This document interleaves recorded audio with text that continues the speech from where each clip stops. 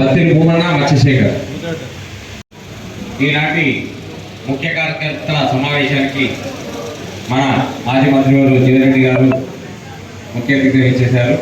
అలాగే ఈనాటి కార్యక్రమంలో మన ఫ్యూచర్ అంటే మన ముందు ముందు చేసే విధానాలు, అసలు జరిగిన అవమానాలు అవన్నీ దృష్టిలో ఉంచుకొని ప్రతి విషయాన్ని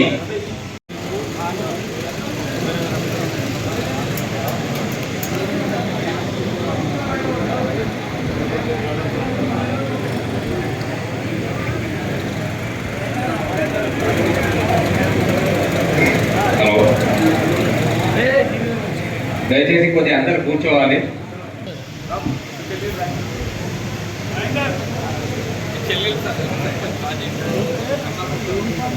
వేదిక మీదకి మన చెల్లెల సర్పంచ్ రాజేంద్ర అన్న, అలాగే కండాపూర్ సర్పంచ్ సతీష్ అన్న, బాలకిషన్.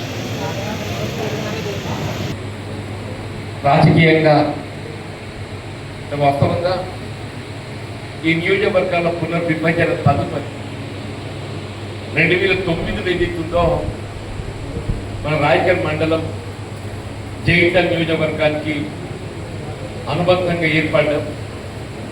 ఆనాటి నుండి ఈనాటి వరకు ఏదైతున్నదో సరే ఎన్నికల్లో గెలుపు అనేది ఒక అంశంగా భావించినప్పటికీ మన ఎన్నికల్లో ఆశించిన పెద్ద పొందలేకున్నప్పటికీ కూడా ముఖ్యంగా రాయకల్ మండలం ఏదైతుందో ఇటు రాయకల్ పట్టణంతో సహా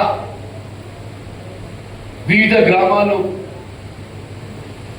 రైతాంగం, రైతు కూలీలు, దళితులు, బలహీన వర్గాలు, మా అల్పసంఖ్యాక వర్గాల ఆడబిడ్డలు, మా గిరిజన సోదరులందరూ కూడా ఏదైతుందో నన్ను ఒక ఆప్తుడిగా భావించి ఈ స్థాయిలో నిలుపుకోవడానికి తోడ్పడ్డాం.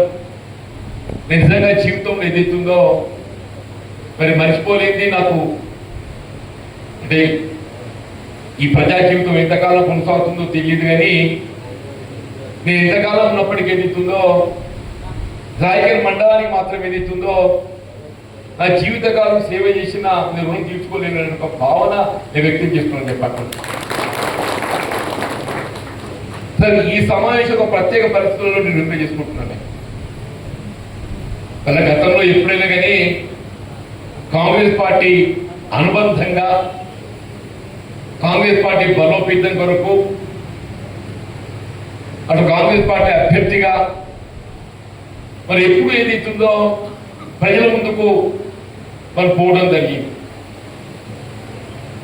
కానీ ఈసారి ఏదైతున్నదో మరి ఏ కాంగ్రెస్ పార్టీతోని దశాబ్దాల తరబడి మనకున్నటువంటి ఒక అనుబంధం వల్ల మరి తెచ్చుకొని, అంటే సాధారణంగా ఎవరు కూడా ఒక కుటుంబంతో ఉన్నటువంటి అనుబంధం తెచ్చుకోవాలని చెప్పి భావించాలి. ఇలా కాంగ్రెస్ పార్టీ అనేది ఒక కుటుంబంగా భావించిన మనం అందరం కూడా ఒక కుటుంబ సభ్యులుగా ఏదైతుందో మన పార్టీ బలోపేతం కొరకు పాటుపడ్డామని చెప్పండి. మరి 4 దశాబ్దాల కాలంలో ఏదైతుందో ప్రజా జీవితంలో ఎన్ని ఒడిదుడుకులు ఎదురైనా కానీ కాంగ్రెస్ పార్టీకి అండగా నీడన నిలబడి ప్రయాణం చేసినామని చెప్పండి. కానీ మొన్నటి సాధారణ శాసన ఎన్నికల తదుపరి ఏదైతుందో మన సుదీర్ఘ కాలం పోరాటం తదుపరి రాష్ట్రంలో ప్రభుత్వం ఏర్పడటం మనకు ఒకంత ఏదైతున్నదో మనం ఎన్నికల్లో విజయం సాధించలేకున్నప్పటికీ మనకు మనోధైర్యం కలిగించింది.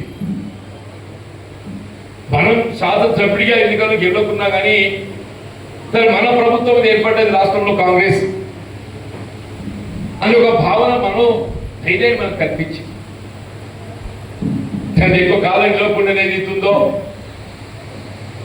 జరిగిన పరిణామాలు కొంత మానసికంగా క్షోభ గురి చేసిన